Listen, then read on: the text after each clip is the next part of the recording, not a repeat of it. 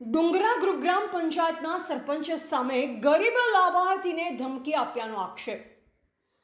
સંજલી તાલુકાની ડુંગરા ગ્રુપ ગ્રામ પંચાયતના હાલના સરપંચ સામે ગરીબ લાભાર્થીએ ગંભીર આક્ષેપો કરતા સુરક્ષા અને ન્યાયની માંગ ઉઠાવી છે.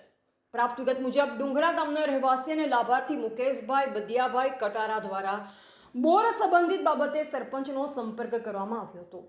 આ દરમિયાન વાતચીત ઉગ્ર બનતા સરપંચે 4 જેટલા વ્યક્તિઓ સાથે લાભાર્થીના ઘરે જઈ ધમકીભર્યું વર્તન કર્યું હોવાનો આક્ષેપ કરવામાં આવ્યો છે.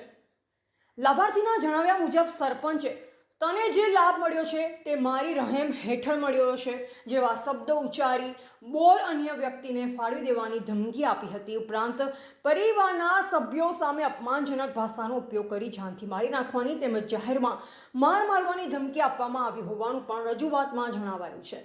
મુકેશભાઈ કટારાએ વધુમાં જણાવ્યું કે જો ભવિષ્યમાં તેમને અથવા તેમના પરિવારને કોઈ પણ પ્રકારનું શારીરિક, માનસિક કે આર્થિક નુકસાન પહોંચશે તો તેની સંપૂર્ણ જવાબદારી સંબંધિત સરપંચની રહેશે. તેમણે સોશિયલ મીડિયા અને જાહેર માધ્યમો દ્વારા પોતાની વ્યથા વ્યક્ત કરી યોગ્ય સુરક્ષા અને ન્યાયની માંગ કરી છે. એક જવાબદાર લોકપ્રતિનિધિ દ્વારા સામાન્ય અને આર્થિક રીતે નબળા નાગરિક સાથે આવા પ્રકારના વર્તનના આક્ષેપો સામે આવતા સ્થાનિક સ્તરે ચર્ચા જાગી છે. હવે તાલુકા વિકાસ અધિકારી તથા સંબંધિત તંત્ર આ મામલે શું કાર્યવાહી કરવામાં આવે છે તેના પર સૌની નજર છે. કટારા મુકેશભાઈ બદિયાભાઈ છે. હું અણીકા ગામનો રહેવાસી છું.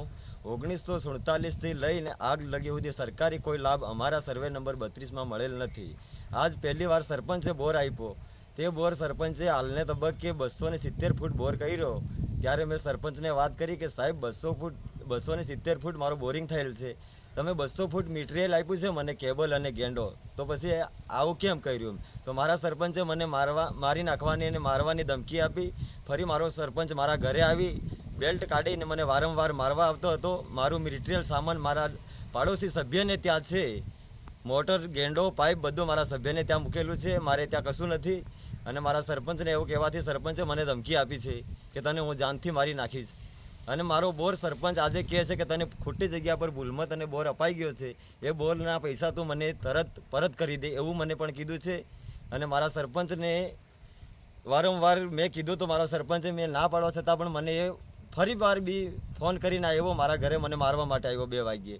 તો 2 વાગ્યે મેં એને કીધું ભાઈ તું રાજુ ખુશી જતો રહે, મારે તારા જોડે લડાઈ નથી કરવી. હું મારી જમીન ગીરવે મૂકી અને હું તારો બોરિંગ ફરી વાર તારે જ્યાં તારી ઈચ્છા હોય તું મને લોકેશન આપે, તે જગ્યા પર હું તારો બોરિંગ કરી આપે.